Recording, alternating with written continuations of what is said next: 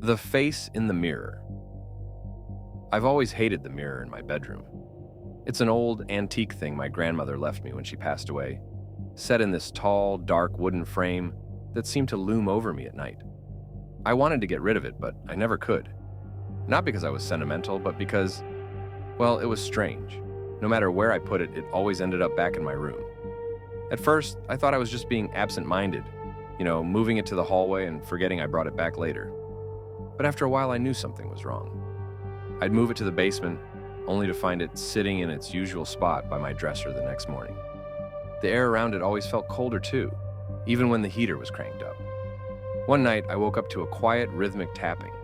Groggy and annoyed, I scanned the room, thinking it was the pipes or maybe the window.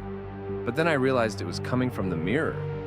I blinked, sitting up in bed, squinting in the darkness.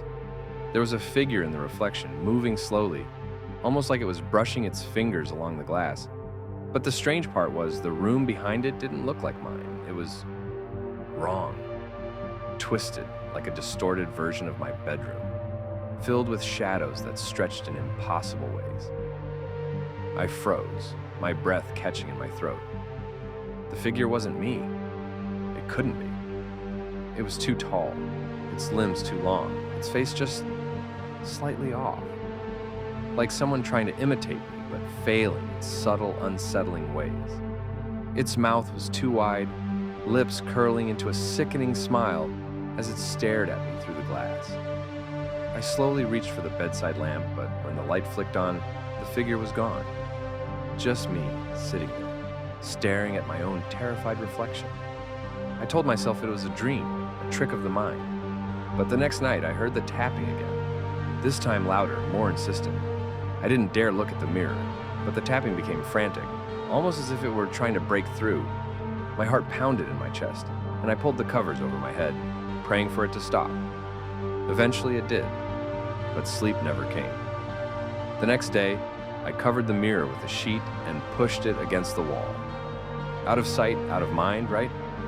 That night, I woke up to the sound of the sheet sliding to the floor. Slowly, I turned my head. The mirror was uncovered, and the figure was there, closer than before. Its hand was pressed against the glass, long fingers splayed out, as if it was testing the barrier. Its eyes, they were wide, hungry, and locked onto mine. I couldn't move. My body refused to respond as it leaned closer, its smile widening, teeth too sharp, too many. Then, it did something I'll never forget. It waved. I bolted out of bed and grabbed a hammer from the kitchen. I don't know what possessed me, but I smashed the mirror into 1,000 pieces, not stopping until the glass was nothing but dust. I felt this immense relief wash over me, like I had broken some curse. That night, I slept better than I had in weeks. But when I woke up the next morning, my heart sank. Sitting by my dresser, as if it had never been touched, was the mirror, perfectly intact. And in the reflection, the figure was there again. Only this time, it wasn't smiling. It was inside the room,